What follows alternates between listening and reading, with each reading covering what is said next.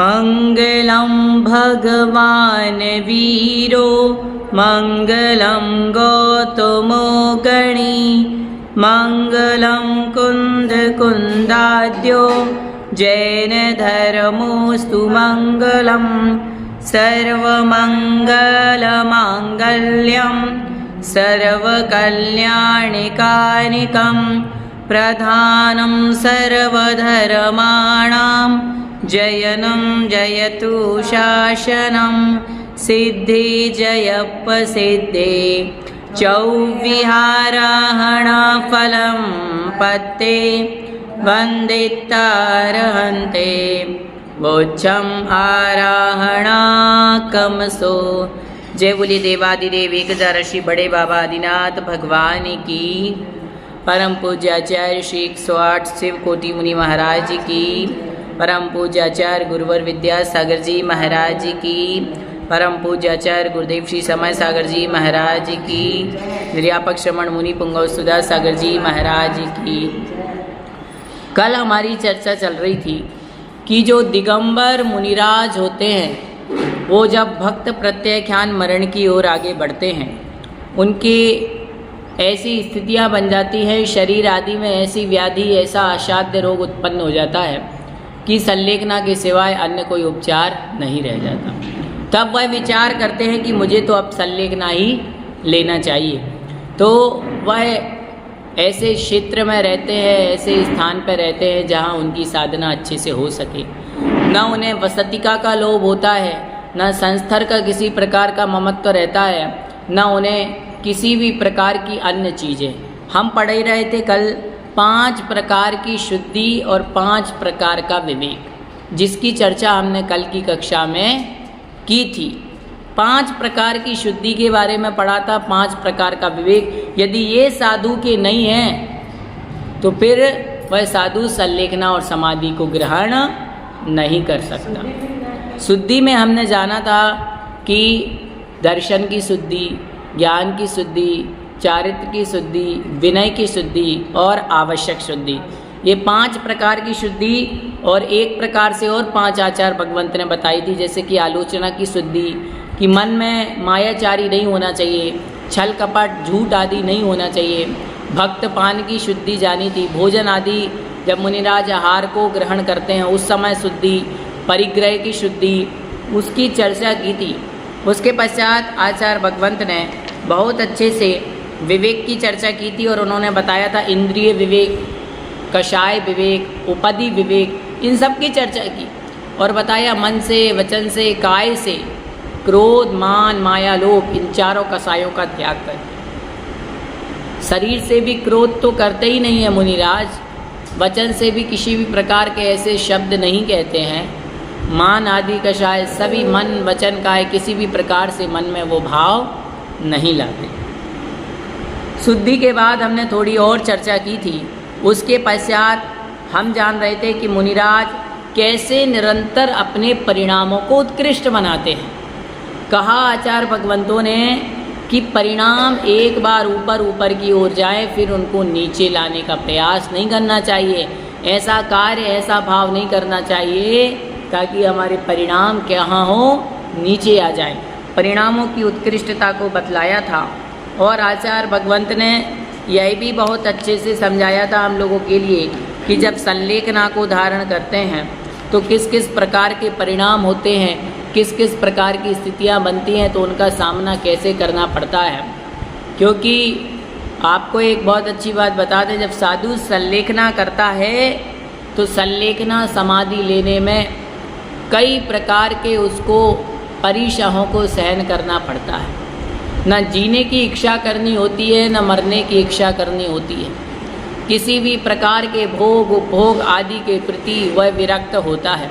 जीवन भर की 30, 40, 50, 25, 60 वर्ष की साधना के पश्चात जब अंत समय में वह साधक संलेखना समाधि को ग्रहण करता है तब तक वह 50-60 वर्ष में इतना परिपक्व, इतना मजबूत हो चुका होता है कि विषय भोग आदि का विकल्प तो उसे वैसे ही नहीं आता।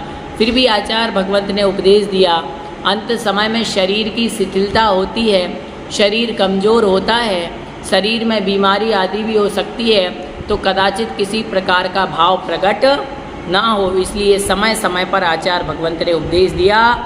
आगे की गाथा पढ़ते हैं। इत्तीरियं सव्वगणं विदिना वित्तीर्य अणुदिशाएदु जहिदूर्ण संकिलेशं भावेये असंकिलेशेण जावन्तु केयि संगा उदिरया होदिरागदोषाणं ते वज्जिदो जिणदिहु रागम दोषम चणे संगो। कह रहे हैं कि तत्काल गुरु के पश्चात संग का पालन करता है, विधि पूर्वक समस्त संग को सौंपकर संक्लेश को छोड़कर असंक्लेश से आत्मा को भाता है। उस साधु की चर्चा चल रही है कि कोई संग में आचार्य परमेष्ठी होते हैं।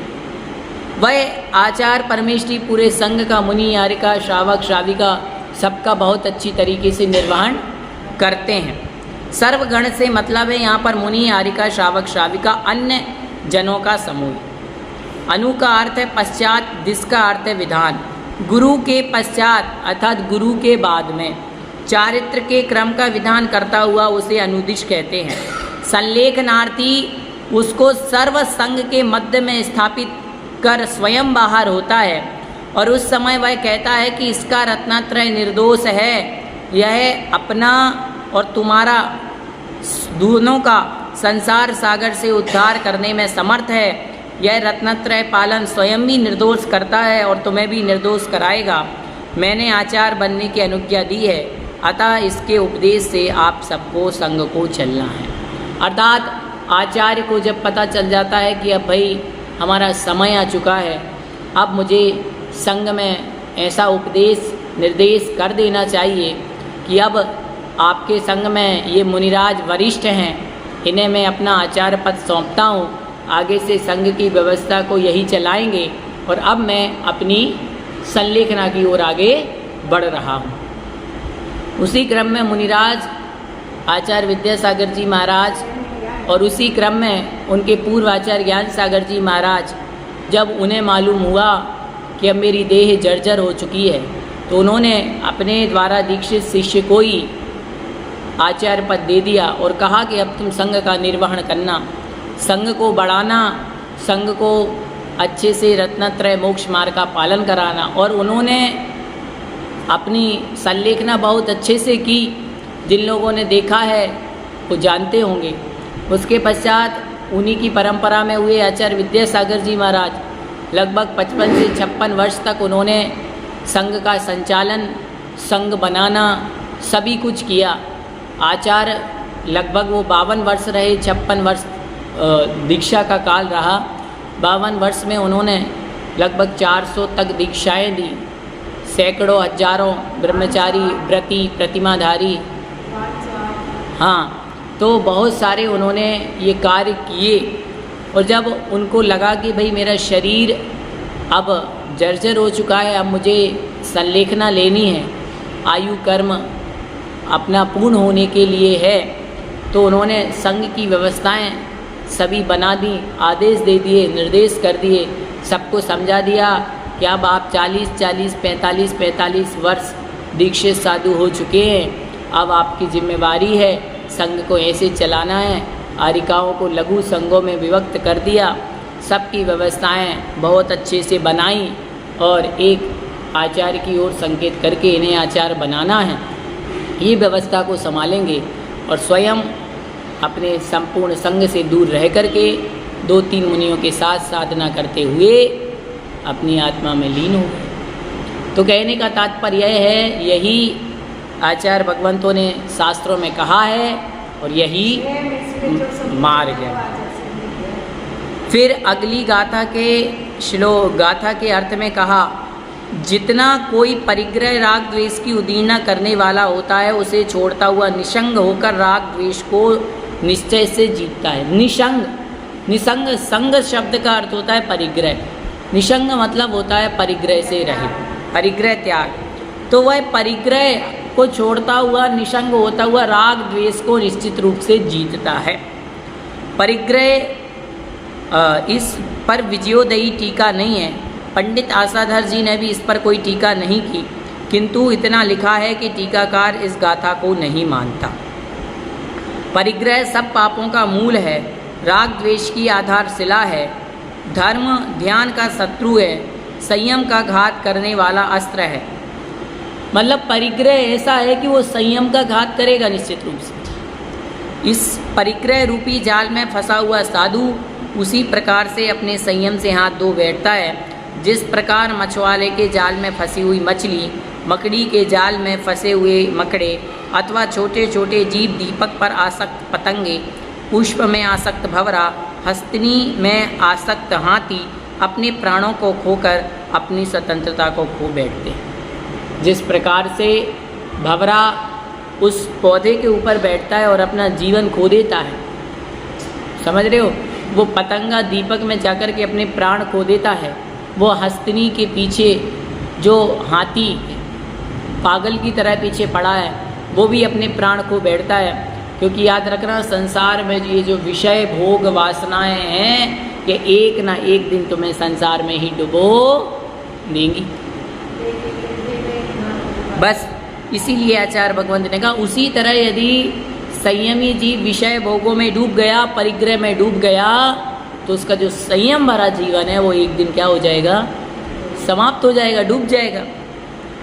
इसीलिए कहते हैं, ज्यों ज्यों जीवन में परिग्रह की वृद्धि होती है, त्यों त्यों राग द्वेष की वृद्धि होती है। जैसे जैसे समुद्र में जल बढ़ता है, वैसे वैसे कह रहे हैं, जैसे जैसे समुद्र में जल बढ़ता है, चंद्रमा की कला बढ़ती है, अर्थात परिग्रह रूपी अगवारी की वृद्धि होने से मोह रूपी निशाकर की भी वृद्धि होती है।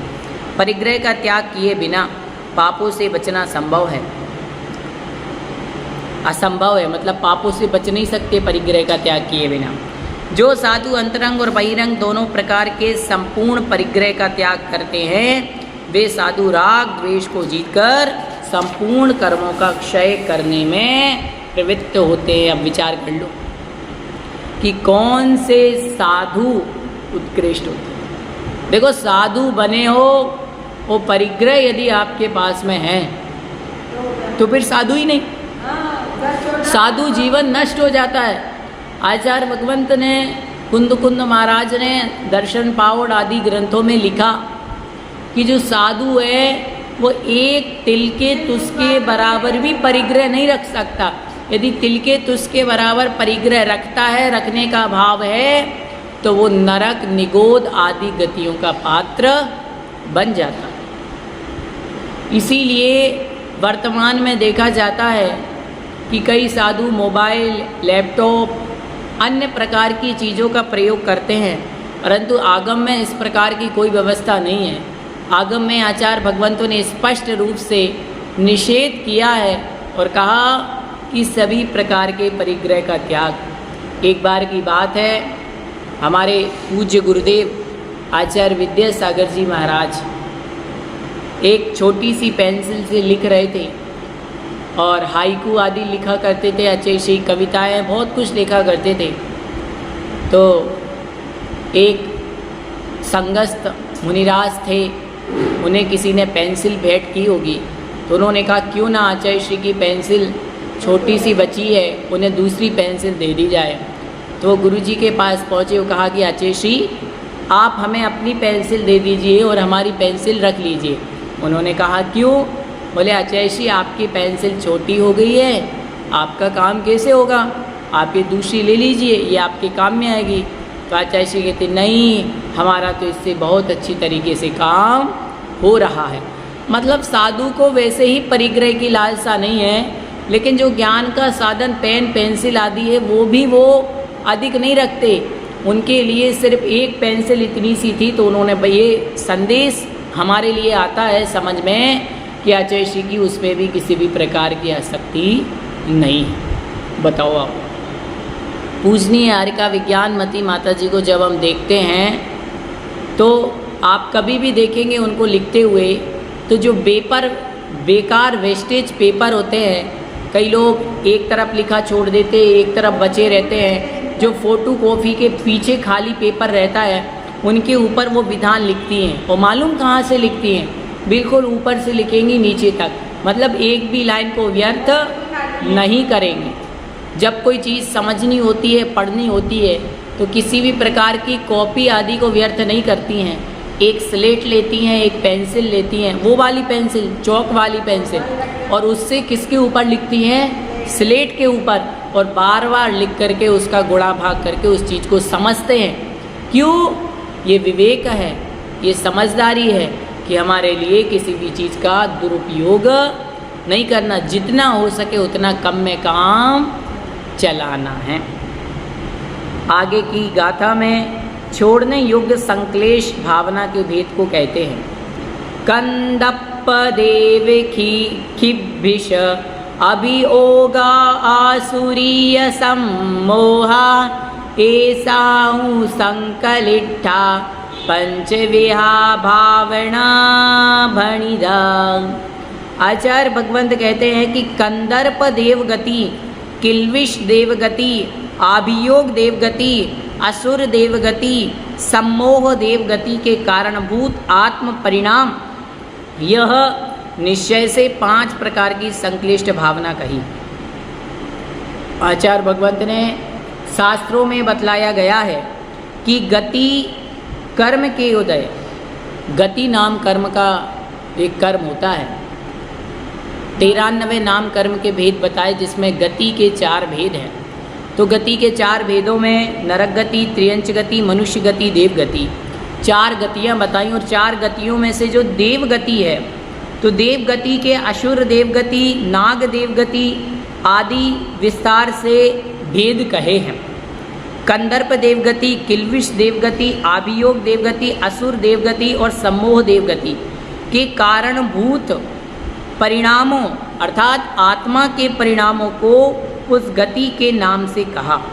यहाँ कारण में कार्य का उपचार किया गया है। जैसे अन्न ही प्राण है, यहाँ प्राण के कारण अन्न में प्राण का उपचार किया गया है। उन्हीं परिणामों का कार्य जो कंदर्प आदि गति है, उसे कंदर्प शब्द से कंदर्प भावना, किल्विष भावना, आभियोग भावना, असुर भावना, सम्मोह भावना, ये 5 प्रकार की भावनाएं सर्वज्ञ देव ने कही।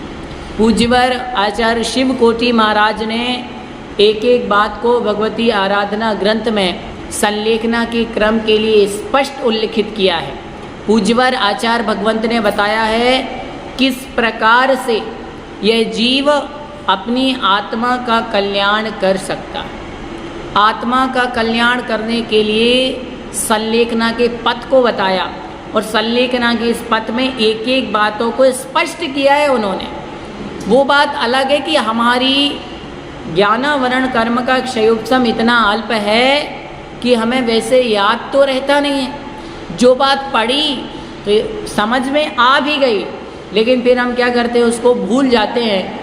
फिर भी अपन ये सोचते हैं कि पूज्यवर आचार्य भगवंत ने लिखा, तो कुछ याद ना रहे, अंत में इतना तो याद रहेगा कि भगवती आराधना ग्रंथ और आचार्य शिव कोटि महाराज कुछ भी नहीं आएगा तो हम तो आपका नाम लेकर के ही समाधि मरण कर लेंगे। बताओ आप।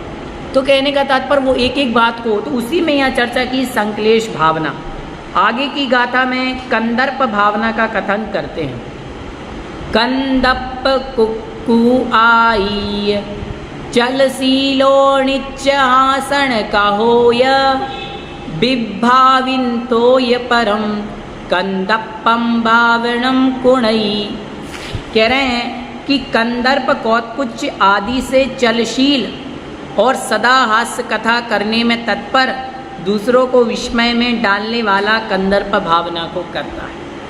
राग की अत्याधिकता से हंसी से मिला हुआ असभ्य वचन बोलना कंदर्प है।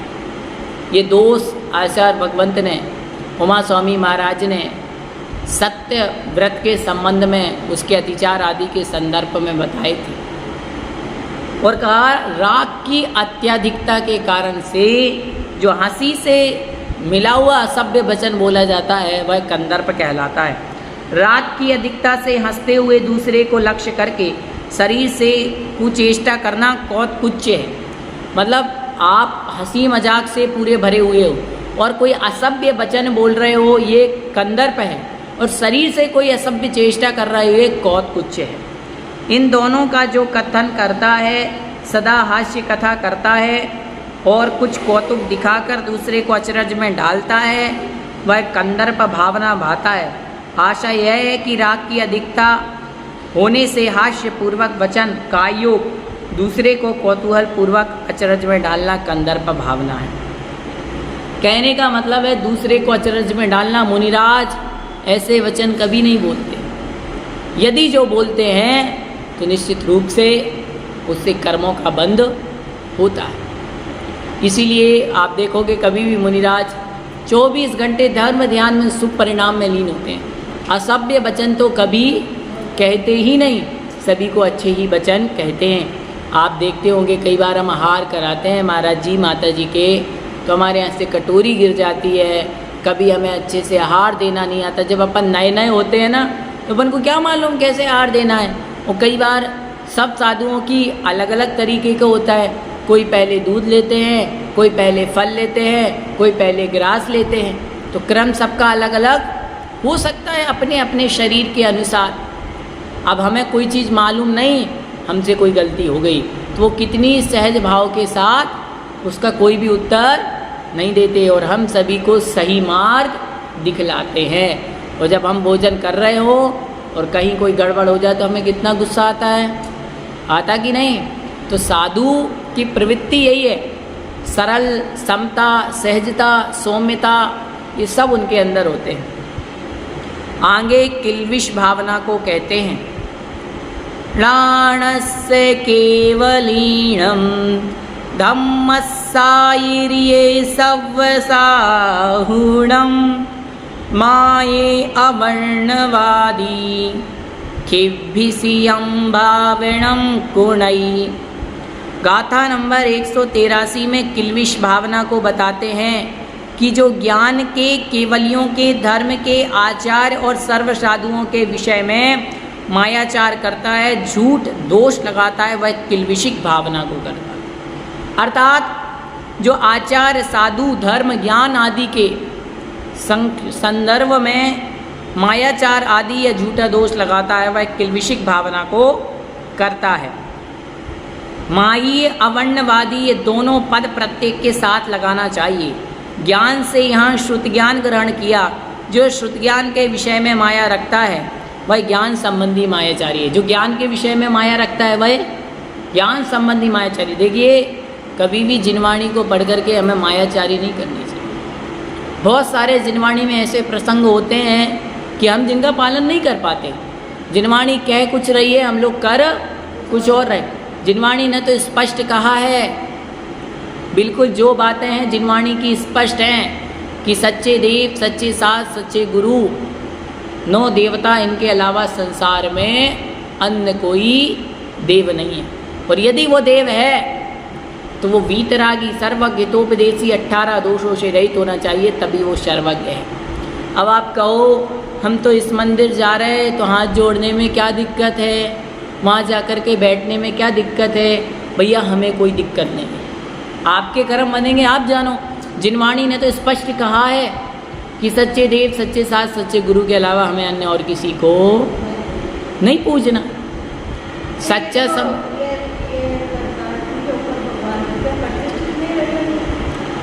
देखो, आचार्य भगवंतों ने सीधा सीधा जब प्रतिमाओं के बारे में बतलाया तो पार्श्वनाथ भगवान की स्वतंत्र प्रतिमा होती है। और जैसा अपन ने देखा भी सुना भी तो यही है कि धरणेंद्र के पास ही रहे, उन्होंने किसी भी प्रकार का भगवान को ऊपर उठाने का कोई स्पष्ट रूप से वर्णन नहीं मिला कि पद्मावती देवी आदि ने किया। फिर भी लोग मूर्तियां बना देते हैं। पार्श्वनाथ भगवान की छोटी सी मूर्ति रहती है और पद्मावती जी की बहुत बड़ी रहती है, तो उस मूर्ति में भगवान को दर्शाने का प्रयास नहीं किया। वो मूर्ति पद्मावती माता की विशेषता उनको दिखाने का प्रयास कर रहा है। और हाँ, उनकी बड़ी मूर्ति है और पार्श्वनाथ भगवान छोटे से उनके ऊपर रखे, तो आप देखिए उसमें किसको दर्शाने का प्रयास किया जा रहा है, देवी जी को। तो निश्चित रूप से बात यही है कि वो भगवान प्रतिष्ठित है नहीं है वो अपन जानते नहीं हैं, क्योंकि अपन ने कभी ऐसी मूर्तियों का पंच कल्याणक होते हुए देखा नहीं। और अपने मंदिरों में ऐसी मूर्तियाँ प्रायः देखने को नहीं मिलती। अन्य लोग मानने लगे हैं, करने लगे हैं, वो उनकी धारणाएं हैं, उसमें अपन को कोई तकलीफ व्याधि नहीं होनी चाहिए। लेकिन अपने मंदिरों में तो एक हिसाब से तो देखो पूजनीय नहीं है। क्यों? क्योंकि ऐसी मूर्तियों की प्रतिष्ठा फिर तो ऐसे कल के दिन अन्य भी मूर्तियां बन सकती हैं, अन्य भी प्रतिमाएं बन सकती हैं। पार्श्वनाथ भगवान की जो प्रतिमा बनेगी वो स्वतंत्र रूप से ही बनेगी। हाँ, ये ज़रूर है कि पार्श्वनाथ भगवान के मस्तक के ऊपर से वो सर्प दिखाई देता है, ताकि वो उनका उपसर्ग जीतने की उनकी विशेषता है कि भगवान पार्श्वनाथ ने उपसर्ग को जीता था। समझ रहे हो? अभी आप बिजोलिया में पूज्य गुरुदेव सुधा सागर सिंह महाराज ने बहुत प्रतिमाएं नई नई बनवाई, पर इस प्रकार की प्रतिमा का कोई भी उल्लेख नहीं मिला। और कितनी प्राचीन वो पार्श्वनाथ भगवान की प्रतिमा है जो तालाब से निकली थी ना, वो बहुत पुरानी प्रतिमा होगी, पर उस प्रतिमा में भी इस प्रकार का कोई चिन्ह नहीं है। नीचे सर्प बना हुआ है, दिखाई दे रहा है कि वो सर्प के ऊपर बैठे हुए हैं, परंतु उसमें किसी भी प्रकार की देवी का कोई चेहरा आदि नहीं बनाया गया। समझ लेना इस बात को। तो फिर भी जो लोग बनाते हैं, इस संबंध में हमारे साधु संत आचार्य महाराज क्या कहते हैं, पर हमें तो इतना ही मालूम है कि महाराज कहते हैं कि उस प्रतिमा में जब पद्मावती देवी जी की प्रतिमा बहुत बड़ी है और पार्श्वनाथ भगवान सिर पर छोटे से दिख रहे हैं, तो उसमें किसकी पूजा की व्यवस्था बतलाई जा रही है, किन्हें पूजनीय बतलाया जा रहा है? पद्मावती देवी जी, पार्श्वनाथ भगवान आदि को।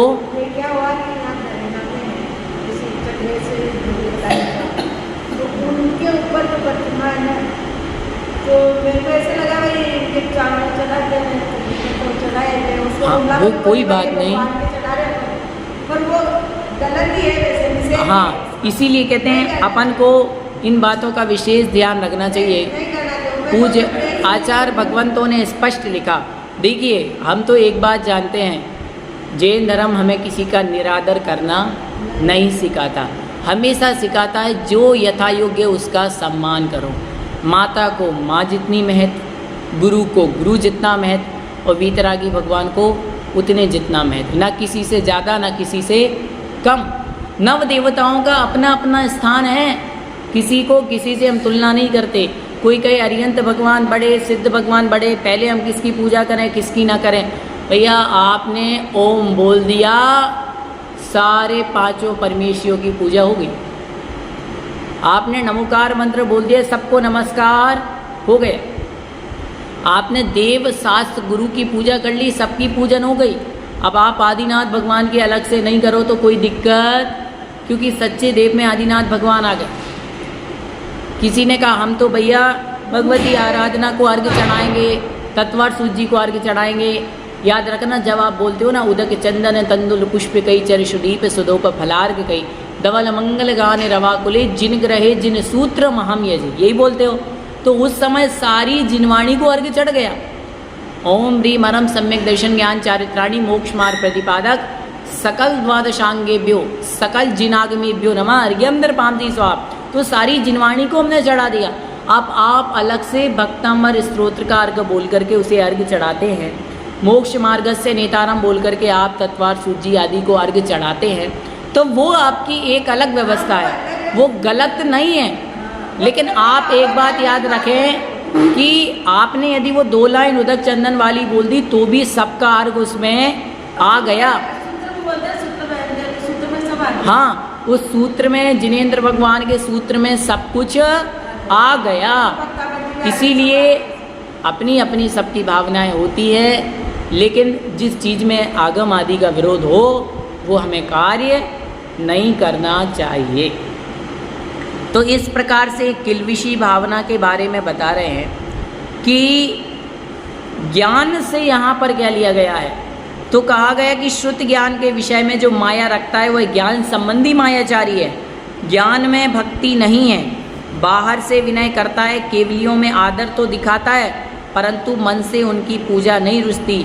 वह केवलियों के संबंध में मायावी, मतलब बाहर से तो भगवान जय हो नमोस्तु, पर अंदर से उसके भगवान के प्रति भाव, तो जिनेंद्र भगवान के प्रति मायाचारी। धर्म और चारित्र विषय में मायाचार करता है, धर्म का माया भी है। जो आचार्य और साधुओं को ठगता है वह किल्विष भावना को भाता है। कभी भी मुनिराज साधु संतों को नहीं ठगना चाहिए। अब आप कहोगे साधु संतों को कैसे ठगते हैं भैया, बताओ। साधु संतों के प्रति सेवा भैया वृत्ति करते हुए दिखाई तो दे रहा है, पर उनके मन में उनके प्रति वास्तविकता में श्रद्धा नहीं है। विषयासावशाती तो निरारंभो परिग्रह ज्ञान ध्यान तपो रक्तस तपस्वी शाप प्रशस्यते। कितनी अच्छी रत्नकरंडक शावकाचार में आचार्य श्रवंत्रभद्र स्वामी महाराज ने परिभाषा दी, और आप जब वो पढ़ते हैं मेरी भावना तो कितनी अच्छी परिभाषा आई। विषयों की आशा नहीं जिनके साम्य भाव धन रखते हैं, निज पर के हित साधन में जो निश दिन तत्पर रहते हैं। स्वार्थ त्याग की कठिन तपस्या बिना खेद जो करते हैं, ऐसे ज्ञानी साधु जगत के दुख समूह को हरते हैं। कौन है साधु, कौन है सच्चे गुरु? जिनके विषयों की आशा नहीं है, निरारंभ हैं, परिग्रह से दूर हैं, आरंभ से दूर हैं, ज्ञान ध्यान तप में सदा लीन हैं और हमेशा पर कल्याण और आत्म कल्याण में लगे रहते हैं। ये सच्चे साधु हैं। और ऐसे मुनियों को, ऐसे आचार्य भगवंतों को यदि आप ठगते हो, मन में उनके प्रति मायाचारी रखते हो, तो एक किल्विषिक भावना है। आगे की गाथा में आचार्य भगवंत अभियोग भावना के बारे में कहते हैं। मत्ताभियोग को दुग भूदियम्मं पौज्यदे जो हूँ इड्डर ससाद हेदुम अभियोगम भावनम कुणई। जो द्रव्य लाभ मिष्टरस सुख के लिए मंत्राभियोग, भूत आदि बुलाना, कौतुक अकाल में वर्षा आदि दिखलाना, बच्चों की रक्षा के लिए भभूत देना आदि करता है, वह अभियोग भावना करता है। ये मालूम जो भावनाओं की चर्चा चल रही है, संक्लेश भावना है, कोई अच्छी भावना नहीं है, ये खोटी भावना है। ये देवों की? हाँ नहीं, देवों की नहीं है, ये साधु ही संतों की है। यदि साधु संत इन भावनाओं को भाते हैं, हाँ ये देव हैं, तो बता रहे किल्विष भावना है। यदि आप ऐसी भावनाओं को भाओगे, तो यदि उस समय आयु कर्म आदि का बंद करोगे, तो संभवतः आप उन देवों में जा सकते हो। कह रहे हैं कि द्रव्य लाभ, मीठा भोजन, सुख के लिए मंत्राभियोग क्रिया, कौतूहल दिखाने के लिए, बालक आदि रक्षा के लिए जो भूति कर्म करता है, वह अभियोग भावना को भाता है। कौन सी भावना को? अभियोग। जो द्रव्य लाभ आदि के शोक से मंत्रादि करता है, वह अभियोग भावना है। कई लोग ऐसे होते हैं कि पैसे का लाभ हो, देखो साधु संत तो ये चीज़ प्रायः करते नहीं हैं, करना भी नहीं चाहिए। कई विद्वान हो, कोई पंडित जी हो, या कोई भी हो सकता है व्यक्ति, यदि वो ये सोचता है कि मुझे पैसे लेना है, उसके लिए किसी को मंत्र तंत्र आदि देता है, तो वो अभियोग भावना की कोटि में आएगा। ठीक नहीं है। आप किसी को मंत्र दे रहे हो, आपके पास कोई आया, बोले हम बीमार हैं, ठीक है भैया 50,000 जमा करा दो, एक पर्ची पे आपने लिख के दे दिया नमो हरियंताणम, तो भी गलत है। वो नमोकार मंत्र देना भी गलत है। अब आप कहोगे भैया नमोकार मंत्र देना कैसे गलत हो सकता है? वो इसलिए गलत है क्योंकि आपने उस मंत्र को देकर के क्या ले लिए? पैसे। द्रव्य लेने का भाव है, बिना पैसे के तो कोई दिक्कत नहीं है। हम तो ये कहते हैं कोई बीमार है, कोई परेशान है, कोई कह रहा हमें मंत्र चाहिए, नमोकार मंत्र से बड़ा कोई मंत्र नहीं है। और नमोकार मंत्र सभी को आता ही है। हमेशा याद रखना, जीवन में कोई स्थिति परिस्थिति, आचार्य भगवंतों ने लिखा दुखे सुखे भय स्थाने ऋणी, मतलब दुख में, सुख में, रण में, और कैसा ही संकट आ जाए, आप नमोकार मंत्र पढ़ लेते हैं तो निश्चित रूप से आपका भय दूर हो जाता है। परंतु हमें मंत्र आदि का व्यापार नहीं करना। सब नहीं, जो अपनी या दूसरों की आयु जानने के लिए मंत्र का प्रयोग करता है, धर्म प्रभावना के लिए कौतुक दिखलाता है, वैयावृत्ति करने की भावना में तत्पर है, ज्ञान दर्शन चारित्र परिणामों में आदर भाव रखने से दोष का भागी नहीं है, यह भाव है। कहने का तात्पर्य है, कई बार कई लोग क्या करते हैं, बच्चों की रक्षा आदि किसी संदर्भ में कोई भभूत देता है, कोई कुछ करता है जो कि ठीक नहीं है। समझ रहे हो आप बात को? आगे आसुरी भावना कहते हैं। चौथी भावना है आसुरी भावना। देखो, सबसे पहले आपकी हुई कंदर्प भावना, किल्बिष भावना, आभियोग भावना, फिर आसुरी भावना। अणुबद्ध रोष विग्रह संसक्त तवो निमित्त परिसेवी निकिव निराणुतावी आसुरियं भावनं कुणदी। अनुबद्ध क्रोध और कलह से जिसका तप संयुक्त है, ज्योतिष आदि से आजीविका करता है, निर्दय दूसरे को कष्ट देकर पश्चाताप नहीं करता, वह आसुरी भावना। अनुबद्ध रोष विग्रह से जिसका तप संबंध है, जो निमित्ताजीवी है, वह आसुरी भावना को करता है, ऐसा कोई आचार्य कहते हैं। अनुबद्ध अर्थात आगामी भव में आने वाला जिसका क्रोध, ऐसा उत्कृष्ट क्रोध जो दूसरे भव में साथ जाता है, वह अनुबद्ध रोष है। जिसका तप विग्रह कलह से संबंध है, वह विग्रह संसक्त तप शब्द कहा। जिसका रोष और विग्रह अनुबद्ध है, वह अनुबद्ध रोष विग्रह। जिसका तप परिग्रह से अतीत संबंध है, वह संसक्त तप है। जो प्राणियों पर दया नहीं करता, दूसरों को पीड़ा पहुंचाकर पछताता नहीं, वह आसुरी भावना भाता है। आचार्य भगवंतों ने कहा, ज्योतिष आदि के निमित्त से भी हमें अपनी आजीविका आदि नहीं करना चाहिए। ज्योतिष पवित्र कही, जैन धर्म में वास्तु का भी आचार्य भगवंत ने स्वरूप बताया है। स्पष्ट रूप से तो उल्लेख नहीं किया।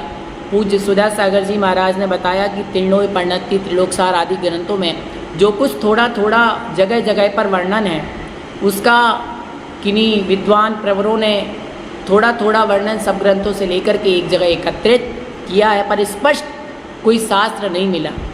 ज्योतिष के ऊपर भद्रबाहु संहिता आचार्य भद्रबाहु स्वामी महाराज ने लिखी, उसमें उन्होंने बहुत अच्छा वर्णन किया, और अन्य प्रकार की ज्योतिष का भी वर्णन है।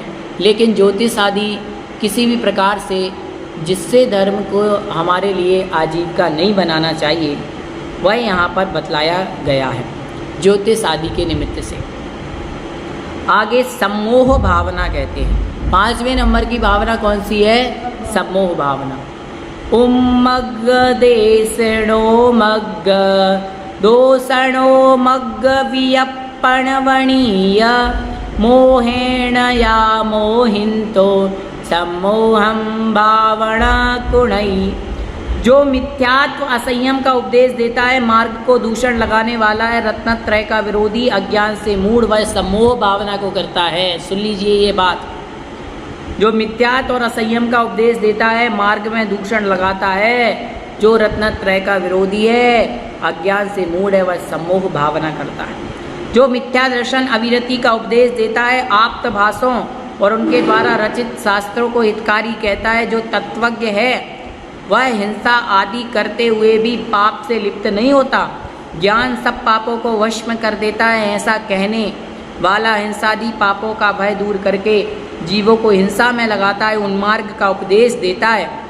यज्ञ में किया गया प्राणीवध पाप का कारण नहीं है, क्योंकि वेद में कहा जैसे दान पाप का कारण नहीं है। प्रारंभ में यज्ञ के लिए पशुओं की सृष्टि की गई। जो यज्ञ करते कराते हैं, वे पशुओं को मारकर मंत्र के महात्म्य से स्वर्ग में जाते हैं। इस प्रकार से उपदेश देना सही नहीं है, यह गलत मार्ग है। आप धर्म के नाम पर किन्हीं जीवों की हिंसा करते हो तो वो आगमोक्त नहीं है। बलि देना किसी जीव की आगम में कहीं पर भी वर्णन नहीं है। बलि देना है तो खुद की दो, खुद के पाप की बलि दो, कि भगवान आज आपके दर्शन से आप खुश हो, इसलिए मैं आज इस पाप की आपके सामने बलि देता हूँ। मैं ये पाप नहीं करूँगा। किन्हीं जीव को मार करके क्या मिलेगा? संवर और निर्जरा तथा समस्त कर्मों के विनाश के लिए सम्यक ज्ञान दर्शन चारित्र रूप परिणाम मार्ग कहे जाते हैं, क्योंकि बाधा रहे सुख परंपरा का कारण है। उस मार्ग को दूषण लगाना यथा ज्ञान से ही मोक्ष होता है। दर्शन और चारित्र का क्या लाभ? उस चारित्र ही मोक्ष का उपाय है, ज्ञान आवश्यक नहीं। ऐसा मार्ग दूषण वाला है। कभी किसी को ये नहीं कहना कि केवल दर्शन प्राप्त कर लो, कि केवल चारित्र की केवल ज्ञान। रत्नत्रय में तीनों आवश्यक हैं। आचार्य भगवंत उमा स्वामी महाराज ने क्यों कही ये बात? एक सम्यक शब्द के कारण पूरा का पूरा तत्वार्थ सूची ग्रंथ, उसके पीछे सर्वासिद्धि श्लोक वार्तिक राज वार्तिक आदि लिखे। तो ये जान लो, सम्यक दर्शनज ज्ञान चारित्राणि मोक्ष मार्गा। मोक्ष मार्ग तीनों मिलकर के बनेंगे, एक नहीं। तो इस प्रकार से आचार्य भगवंत ने बतलाया और कहा कि ऐसा मानकर जो विरुद्ध आचरण करते हैं, मोह और संशय विपर्य रूप अज्ञान में मोहित हैं, तीव्र कामी और रागी नीच देवों में उत्पन्न होते हैं। जो 5 प्रकार की भावनाएं बताएं, किल्विषिक भावना भाने वाले हो गए, उसके पश्चात सम्मोह भावना, आसुरी भावना और अभियोग भावना, किल्विषी भावना, इन भावनाओं को जो भाने वाले हैं वो निश्चित रूप से इन देवों में, नीच आदि देवों में उत्पन्न होते हैं। समझ गए? इसलिए ये कार्य हमें नहीं करना चाहिए। बोधि समाधि परिणाम शुद्धि स्वात्मोपलब्धि शिव सौख्य सिद्धि चिंतामणिं चिंतित वस्तुदाने त्वामंद मानस ममस्तु देवी। 9 बार नमोकार।